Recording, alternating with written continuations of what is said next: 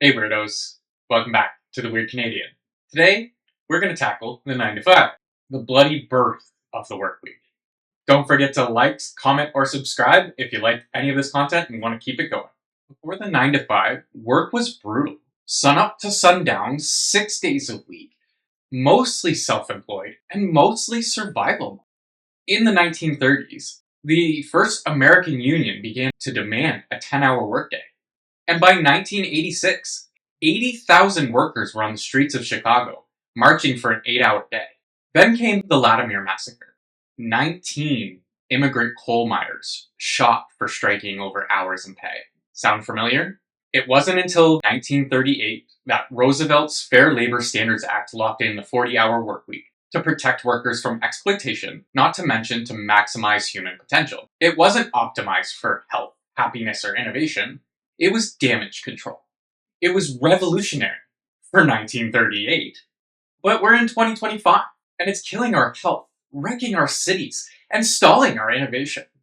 What economists call a just-in-time scheduling system forces workers into instability. Over 40% of workers don't know their schedule even a month in advance. People with unpredictable schedules reported double the rates of suicide by age 50. Irregular hours shreds your ability to budget, qualify for support programs, or even plan childcare. Irregular shifts disproportionately hit women, racial minorities, and low-income earners. That's systematic.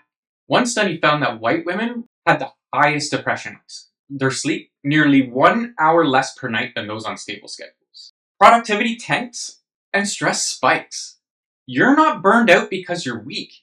You're burned out because the system is. And the youngest workers, they want out. Gen Z prefers flexibility over rigidity, and they perform better because of it. Here's the part your boss doesn't want you to hear. Alternatives already work. I'll bring the breakdown right here for you guys, but the hybrid model is balanced flexibility. Companies doing this are Dell, Unilever, and Monzo. The remote model benefits total location freedom, and the real-time examples of this are Slack, HubSpot, and Centridge. Slack bans meetings Fridays. HubSpots let you choose at home, at office, or at flex. And Dell has been remote since before the pandemic. These aren't gimmicks. These models don't just boost morale. They improve retention, reduce sick days, and help companies attract actual talent. They're the next generation of work. Our cities are built around rush hour. That means more highways, more traffic, more air pollution. And offices? They're power-hungry monsters. Hybrid and remote work models reduce energy usage, ease traffic, and let people work when their brains actually function best. It makes no sense that we drive hours out of our day to get to an office where you sit on a computer and do exactly what you can do at home. Commuting is one of the most soul-sucking, planet-killing rituals we do, still in the name of productivity. I remember doing my 8-hour shift days and having to commute into Toronto ended up being 16-hour days. Commuting, I was spending just as much time working as I was commuting. Just look at the UK. The 4-day workweek pilot saw a 22% productivity boost and a 10.8% drop in carbon emissions. Why? Fewer cars, fewer offices, less waste. To make it work, we need better internet, decentralized workspaces, and public infrastructure that supports people, not just cars. The 9 to 5 served a purpose in its time, but it isn't its time anymore. If we want to build a future that's sustainable, humane, and productive, we've got to walk out of the office and into reality.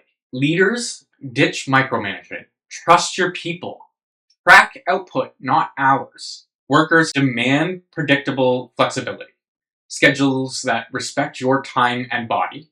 And policymakers, create tax incentives, broadband infrastructure, and legal protections that support alternative work models. I'm the Weird Canadian, and you've just been handed your permission slip to ditch the old rules and build something better. Drop a comment. What's your ideal work week? I'll feature some of your answers in a follow-up video. And of course, like, comment, and subscribe. And share this with somebody trapped in a cubicle dreamscape. Thanks.